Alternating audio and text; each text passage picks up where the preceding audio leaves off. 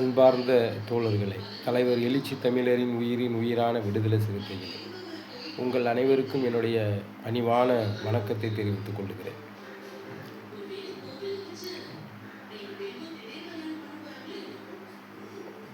அரசியல் என்றால் என்னவென்றே தெரியாத ஒரு அறவேக்காடு நமது கட்சியில் முதலாக இணைந்து அரசியலில் ஆனா அவனா என்று படித்த ஒரு நாதாரி.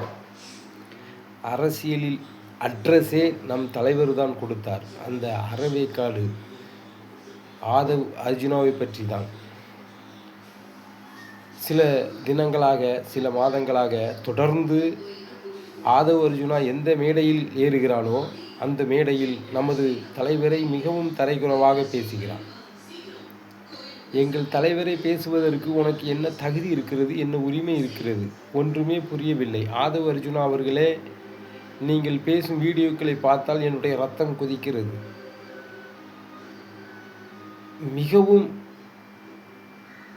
அசிங்கமாக பேச வேண்டும் என்று தோன்றுகிறது. ஆனால் எங்கள் தலைவர் எங்களை அப்படி வளர்க்கவில்லை.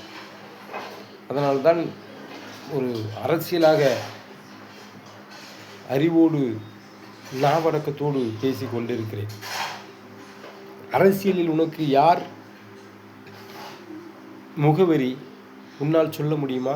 அறவேக்காடு ஆதவ் அர்ஜுனா அவர்களே, உனக்கு என்ன தெரியும்? எங்கள் தலைவருடைய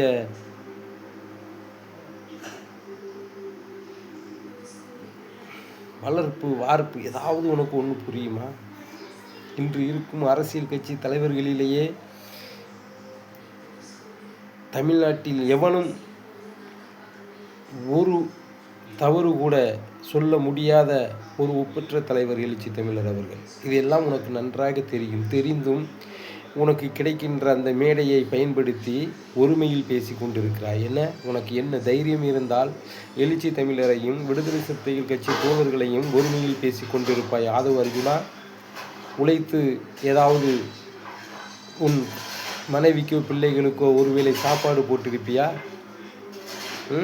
அடுத்தவன் வயிற்றில் அடித்து பணத்தை சேர்த்து வச்சுக்கிட்டு ஊராக பொறிக்குதுங்கிற நாய் நீ எழுச்சி தமிழரை பற்றி பேசிக்கிட்டு இருக்கியா?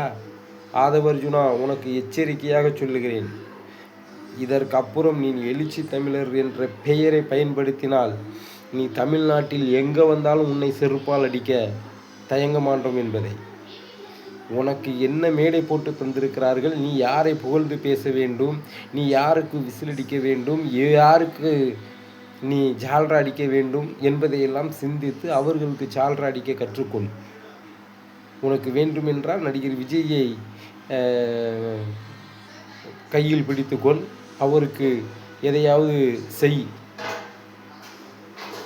அவர் உனக்கு ஏதாவது பார்த்து தருவார், செய்வார். எங்கள் தலைவரை பேசுவதற்கு உனக்கு என்ன யோக்கியதை இருக்கிறது? ஆதவ் அர்ஜுனா, 7 அடி உயரம் வளர்ந்தால் மட்டும் பத்தாது, அறிவு வளர வேண்டும். இனி வரும் வீடியோ, இதற்கு முன்பு நீ பதிவு செய்த அத்தனை வீடியோகளும் டெலீட் செய்தாக வேண்டும். இனி ஏதாவது ஒரு புது வீடியோ வந்தது என்றால் அப்புறம் உன்னுடைய மொபைல் நம்பரை வாங்க வேண்டியிருக்கும், உன் அட்ரஸை தேட வேண்டியிருக்கும், உன் வீட்டு முன்பாக வந்து நிற்க வேண்டியிருக்கும். உன்னுடைய சங்கதியை சந்தி சிரித்து போகும். ஆதவு, எச்சரிக்கை உனக்கு. இதோடு நீ தெரிந்து கொள்வாய் என்று நினைக்கிறேன். 2-3 தடவை உனக்கு ஃபோன் செய்து பார்த்தேன், ஃபோனை எடுக்க மறுக்கிறாய். நீ அரசியலில் அனாதையாக திரிந்து கேட்டிருந்த புறம்போக்கு பயலை உன்னை அரசியல் இதுதான் அப்படின்னு சொல்லி கட்சியில் சேர்ந்த மறு நிமிடமே கட்சியினுடைய பொதுச் செயலாளராக பொறுப்பு கொடுத்த எங்கள் தலைவரை பற்றி நீ தரைக்குறவாக பேசிக்கிட்டு இருக்க. எச்சப்பொறிக்கின் நாய, எவனாச்சும் எலும்பு துண்டு போடுவான், எவனாச்சும் உன் பொண்டாட்டி பிள்ளைகளுக்கு சாப்பாடு பிரியாணி வாங்கி கொடுப்பான், அங்கே அவனுக்காக போய் கத்திக்கிட்டு கிட புறம்போக்கு நாய. செருப்பு பிஞ்சு போவோம். இன்னொரு டைம் நீ தலைவரை பற்றி தரைக்குறவாக பேசினான் புறம்போக்கு நாய. இதற்கு அப்புறம் நீ ஏதாவது வீடியோ போட்டான்னா உன்னுடைய பெயர் மிகவும் அநாகரிகமான வார்த்தைகளை பயன்படுத்த வேண்டியிருக்கும். அதாவது எச்சரிக்கை உனக்கு. திருந்திக்கொள், இல்லை என்றால் திருத்தப்படுவாய்.